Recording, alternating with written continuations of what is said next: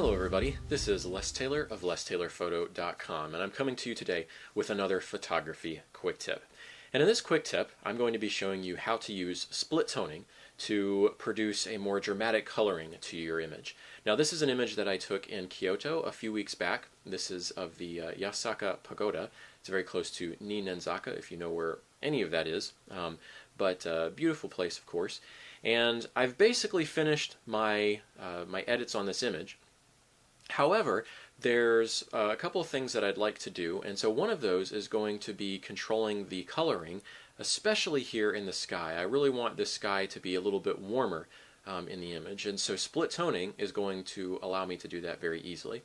Now, before we get into how to do it, split toning is actually something you can do in Lightroom as well, and personally, I prefer the Lightroom interface, but there's no reason to bring this image back into Lightroom just for this kind of an edit. And so all you have to do is actually open up the Camera Raw filter. So I'm going to go up into Filter and then Camera Raw filter. Now Camera Raw filter is basically Lightroom. It's kind of like a Lightroom plugin, if you will, for Photoshop. It has all the same tools available, just in a different type of interface. And so to open split toning, we go over here to this little box here with the dark bar and the light bar on top, and we'll click on that, and that will open up the split toning dialog box.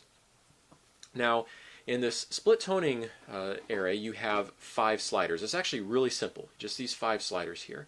And they're broken up into highlights and shadows. And so this is going to allow you to make these tonal changes to the image according to the highlights and shadows rather than just broadly across the entire image. Okay? So in this photo, like I said, I want to warm up this sky a little bit. So I'm going to move the hue on the highlights slider up to right around, let's just try to keep it around 30 is good. And then I'm going to move the saturation up to about 35 maybe. Okay, and you can already see the sort of dramatic change it's making to that coloring there. Okay, now it's also made that change somewhat to this foreground, which I don't want quite as much. Now there's ways you can avoid this, but simply to show you how to use these sliders, I'm going to sort of, in a way, you might say, cancel it out by moving the hue of the shadows over to around 200. We'll just keep it right around there. Okay, hit 200, good. All right, and then we'll move the saturation on that, not quite as high, maybe up to around 12, okay? And this, to me, has produced a much nicer result here. Now, one more thing to know how to use is balance. Basically, the balance just decides which of either the highlights or shadows, which of those is prioritized. So if I move the balance slider down into the darker area, then it's going to prioritize the adjustment I made to the shadows. Or likewise, if I move it up into the lighter area, it's going to prioritize the adjustment to the highlights. But in this case, I actually like it right around the middle with it being basically equal.